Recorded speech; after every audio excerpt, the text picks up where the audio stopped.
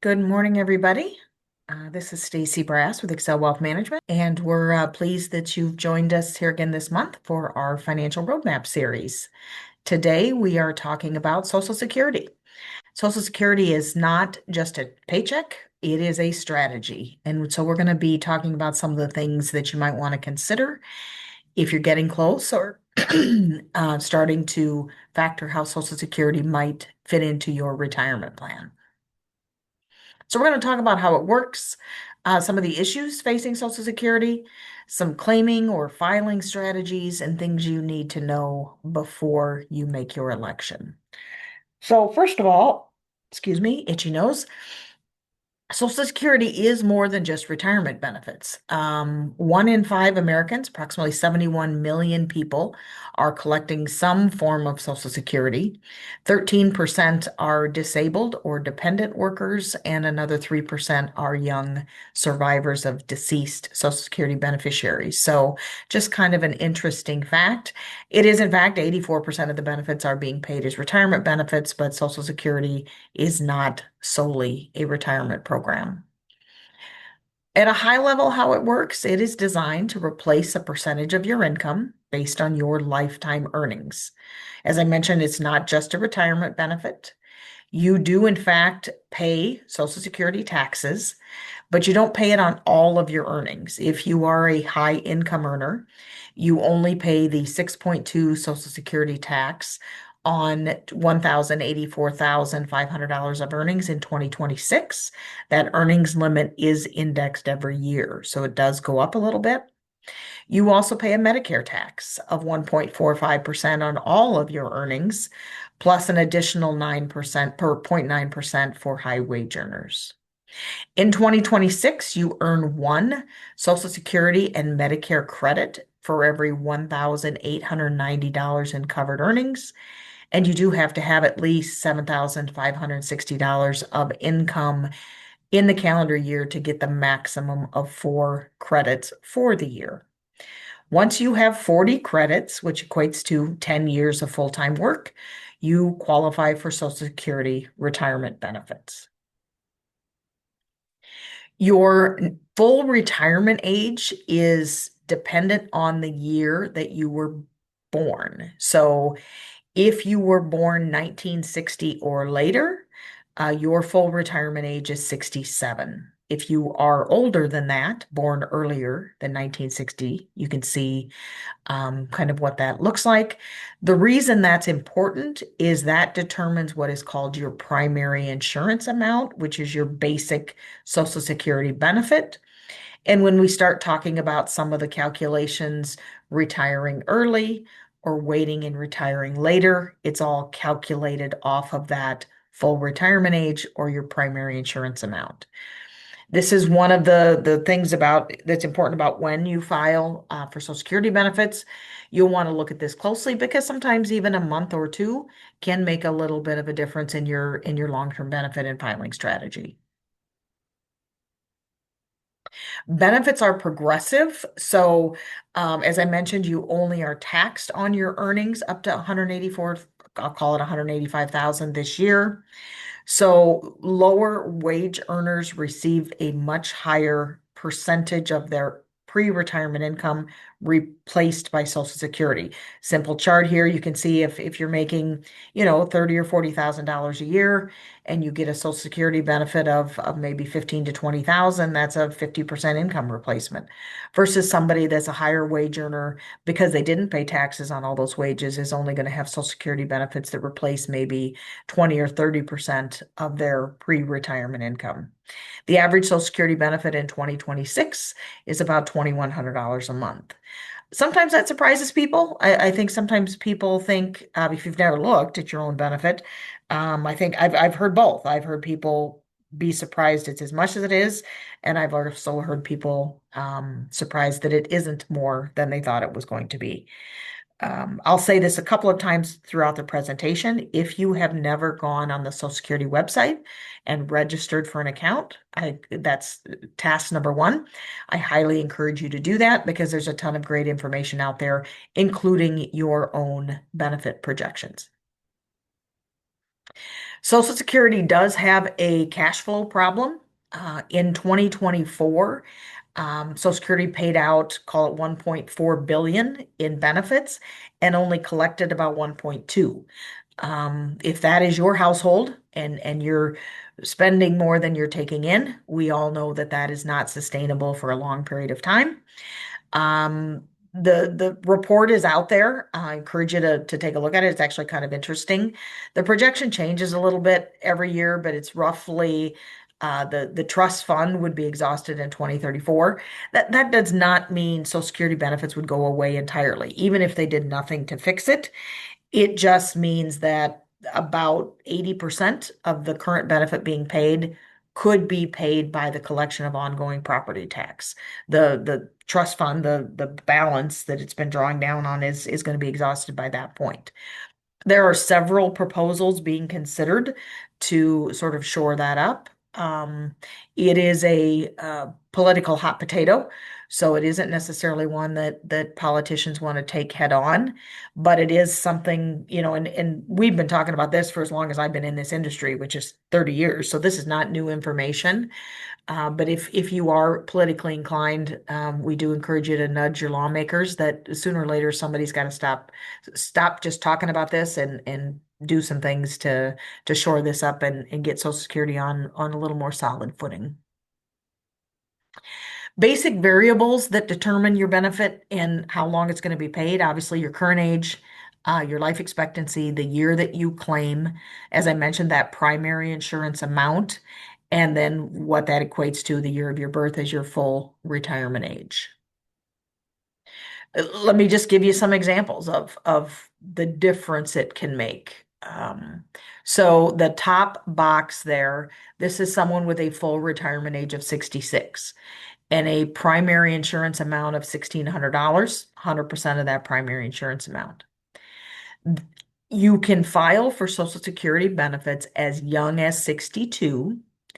Your Social Security benefits continue to increase until you're age 70. So think of that as sort of your filing window. In this example, if this person files at 62, they're going to collect benefits for a longer period of time. Therefore, Social Security says, well, we're going to pay you a smaller amount. So in this example, it's $1,200, which is 75% of their primary insurance amount.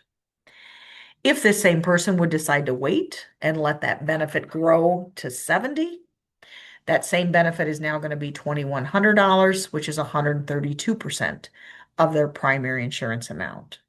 So you can see the range is almost $1,000 a month. It's a big number. So claiming age is important. At 67, filing early has an even more dramatic impact because you've got that extra year that you're going to receive income. That same 1,600 now becomes 1,120, which is about 70% of the primary insurance amount compared to 124% at 70. So I would argue the most important decision you'll make is not whether to claim. I mean, everybody's going to file for Social Security benefits at some point, but when you claim is probably the biggest decision that you need to make. So I encourage you to make it with care. Here's some common mistakes I see people making. Well, so and so said you should always take your benefit early because you collect it longer. Or my neighbor said you should always wait until you're 70 because it's a bigger benefit. Clue number one, if you're hearing the word always and never, it's almost always wrong. There, I just used it because it depends on your own individual situation. Life expectancy is a big piece of this, and unfortunately or fortunately, none of us know our expiration date. If we did, then you could figure out exactly when the right time to file is. But hopefully, in this presentation today, you'll get some good food for thought about some of the key points that go into that decision-making process.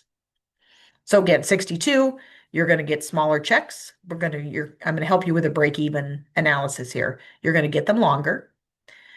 Full retirement age is that standard benefit.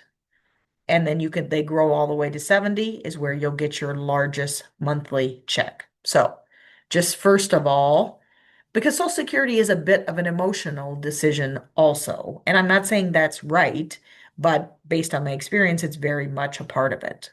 So would you have rather have more checks or would you rather have bigger checks? Let's look at a break even. So how long do you have to live for waiting to pay off?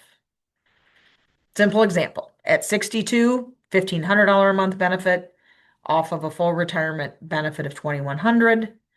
So the benefit of waiting from 62 to 67 is 600 a month.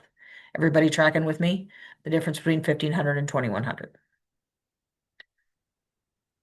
So, but you collected 1,500 for 5 more years. So you got a $90,000 head start. That's not insignificant. That's real money. So how long do I have to live? Well, 90,000 divided by that 600 is 150 months. 150 months divided by 12 is 12 and a half years. So in this example, and we're not taking into effect interest rates and, and all of that stuff. We're just simple math here. The break-even age is 79.5. So in this example, we've got no spouse, no survivor benefits. We're not talking about any of that. We're just talking about a straight benefit. If this individual lived longer than 79 and a half, they would have been better off waiting, would have collected more money if they had waited and filed at 67. If they did not live to be 79 and a half, they would have been better off filing at 62. So this is where things like family history, your own individual health. Obviously, if you're 62 years old and you've got some health problems that you expect are going to affect your longevity, you may benefit from filing earlier and collecting that benefit for more years. If you're not sure what your life expectancy is, there's lots of calculators out there. We have one on our website, excelwealthmanagement.com. Kind of fun to go out there and you just put in your gender and age, and it'll tell you. At a 51-year-old female, average life expectancy is 82.8, which means 50% of people are going to live longer. 50% of people are expected to not live as long. But it isn't just about you if you're married. You also, as a couple, need to think about survivor benefits and spousal benefits. So let's talk a little bit about that. Spousal benefits, your spouse or you, if your spouse is the higher wage earner, is entitled to no less than 50% of the higher earner's benefit. So we've got Alan and Amy here. Alan has a primary insurance amount of 2,400. Amy's individual benefit is 1,000. Amy is entitled to 1,200 because her benefit is lower than 50% of Alan's in this example. And Social Security does this automatically. This isn't anything you have to file for. They just figure this out behind the scenes and would increase Amy's benefit up to 50% of Alan's. Your spouse may be entitled to a spousal benefit even if they don't have an earnings history at all, as long as they're 62, you're receiving benefits. They're not going to get delayed retirement credits, all of those kinds of things. But and I don't expect you to understand or necessarily even learn all of this. What I want you to walk away with is if you have a spouse, please consider this decision together and make sure you understand the impact on both of your benefits.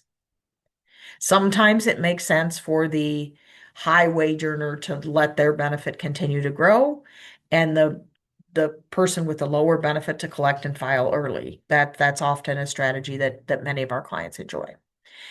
If you were born before 1954, there is still a file and suspend strategy. It doesn't affect too many people anymore. But just know that if you fall into that age group, there's also something there that you might want to consider. How does work impact your Social Security benefits? Also, common misconception here is that you lose your Social Security benefit. You don't lose it. You get it back later, but it is your current benefit is reduced. And this gets a little wonky, so hang with me here.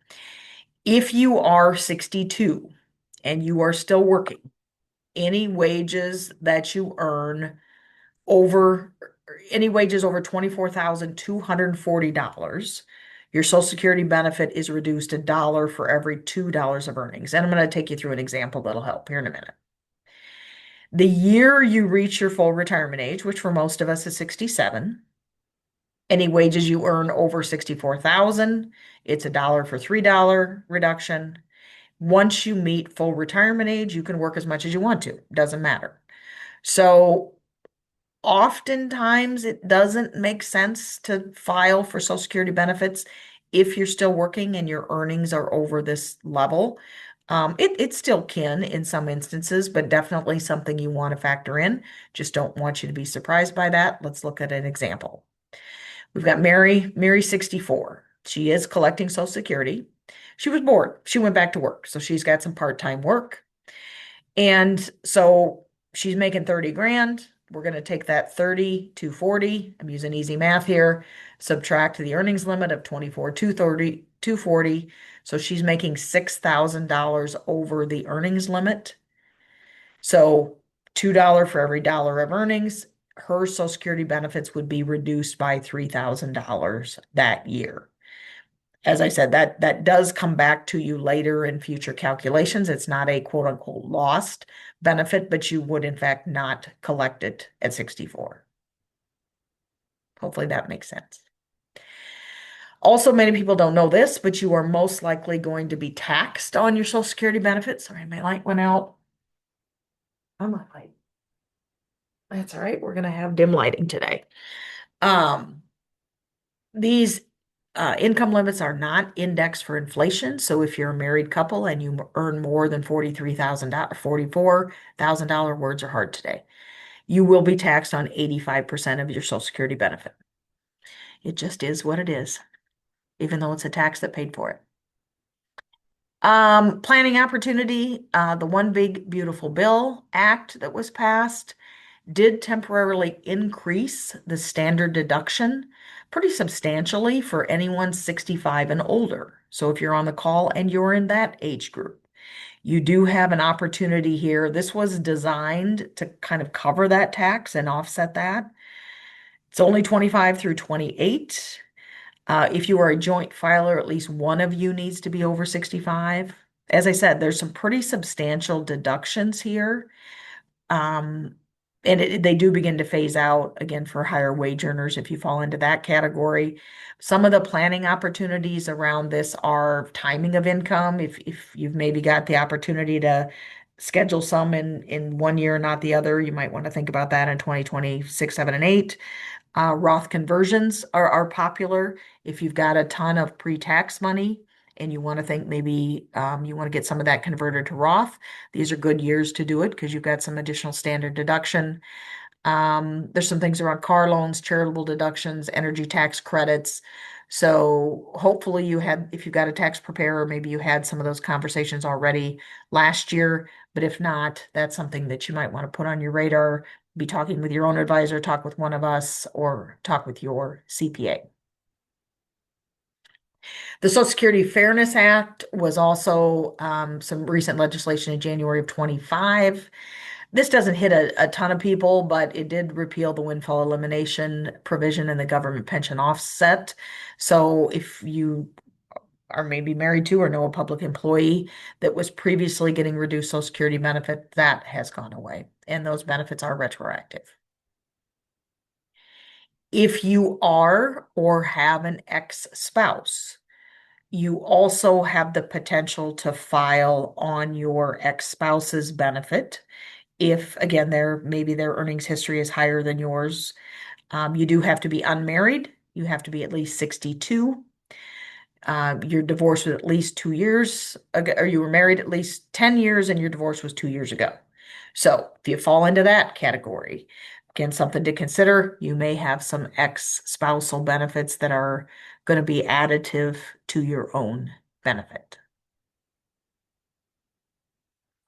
And then the third form of benefit is a survivor benefit. So you're a survivor, your spouse or your partner, most of this is going to be parents probably on this call, is deceased. It's paid to widows, widowers, and dependents of eligible workers. You don't report a death online. Most often the funeral home is going to take care of this for you. It does pay a whopping lump sum benefit of $255. You can file for survivor benefits as young as 60. Um, at full retirement age, you would potentially be eligible for 100% of that deceased worker's benefit, or a child under 18 or disabled eligible for as much as 75%. It's all subject to this maximum family amount. This is actually one of the things on being considered for changes, I guess, to help shore up Social Security, because your maximum family amount can be as much as 180% of your individual benefit. And so there's lots of ways to collect Social Security benefits, which are making it unaffordable over time.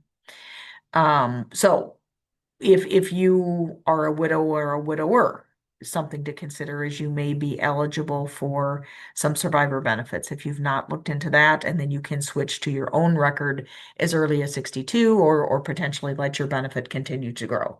So it becomes a little more complicated, but certainly benefits worth pursuing if you fall into that unfortunate category. Another factor to consider, Medicare is not free. Um, There are Medicare premiums that you pay on Part B and Part D, and they can be kind of substantial. In 2026, the base Medicare premium is $202.90. And it actually is calculated on your income from the year you're 63. A lot of people don't know that either. You get ready to file for Medicare, and maybe you knocked it out of the park at work and you had a really high earnings year. You might end up paying more Medicare premium than you expect to pay. The maximum premium goes all the way up to almost $700 a month. So it is somewhat substantial. Same thing with Medicare Part D. Premium can be as little as zero all the way up to almost $100 a month. So if you haven't factored that in, something to be thinking about if you're working on your own retirement plan and what those benefits look like. Social Security does have a cost of living adjustment. You can look at the history there. Typically, it's 2-3%. We did have some years in 22 and 23 of more substantial increases when inflation was particularly high post-COVID. But in 2026, the COLA increase was 2.8%. Okay, let's look at an example now, kind of pulling this all together with a couple.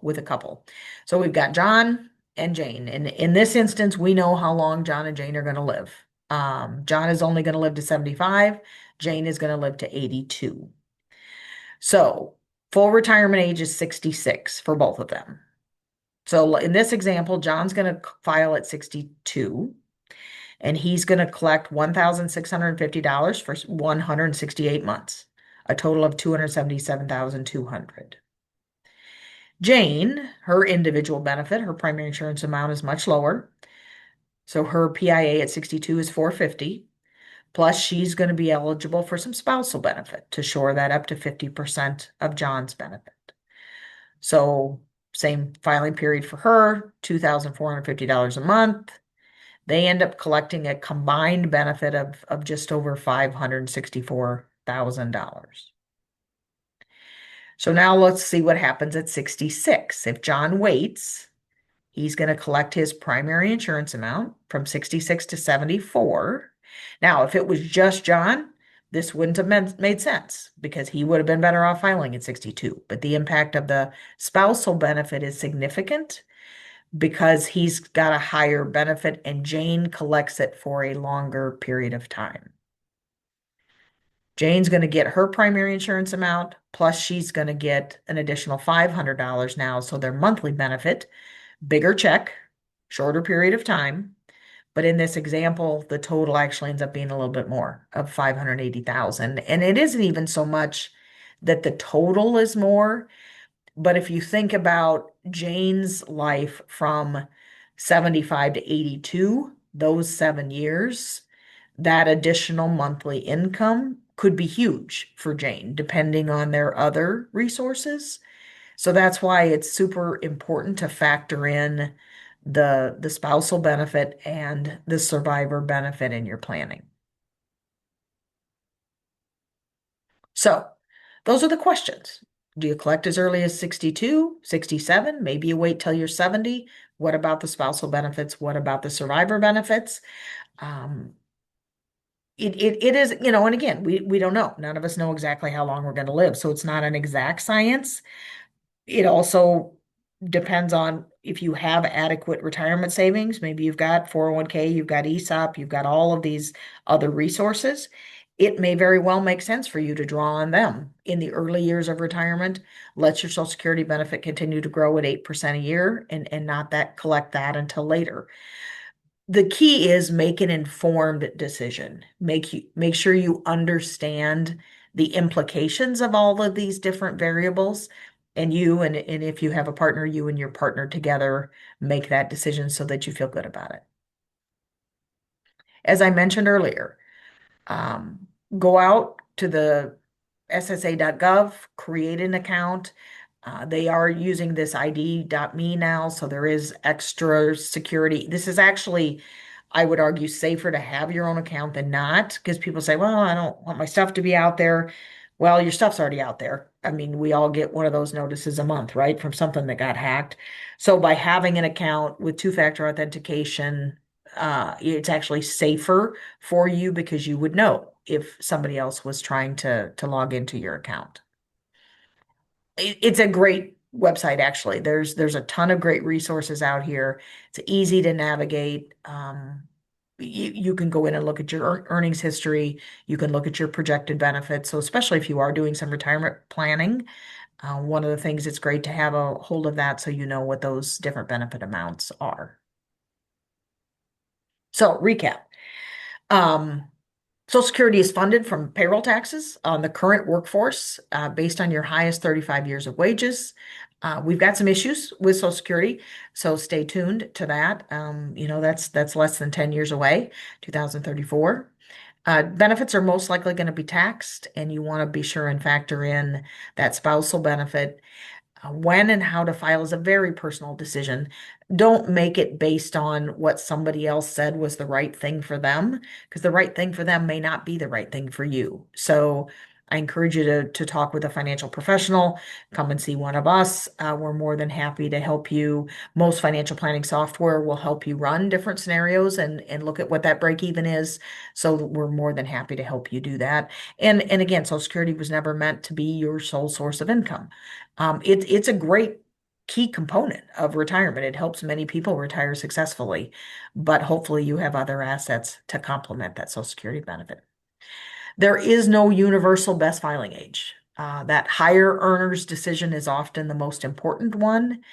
And it isn't just a benefit. It really is longevity insurance because if you have somebody that lives into their 80s and 90s, which is quite commonplace anymore, that Social Security benefit may become incredibly important later in life as much as it is early in your retirement.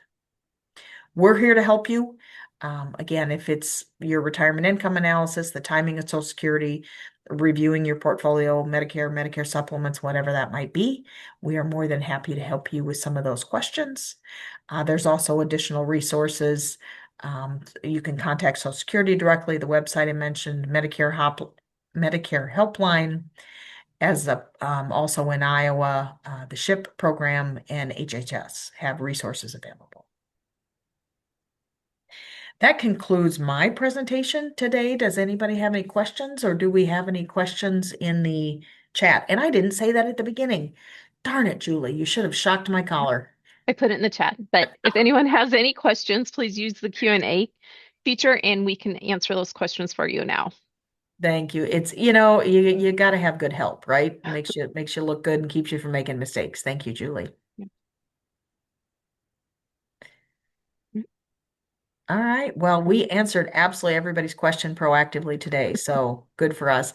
I hope you enjoyed the Missed presentation. the, I hope. Oh, got one? oh, they had missed the first part of the webinar. Oh, Yes, it will be available later. It will be on the website on excelwealthmanagement.com. The webinars are all recorded, so you can go back and look at any of the past webinars. yeah. Well, thank you, everybody. We hope you enjoy the Financial Roadmap series. We sincerely hope that it helps you make better financial decisions And please don't hesitate to let us know if there's anything we can do to help. Have a great day, everybody.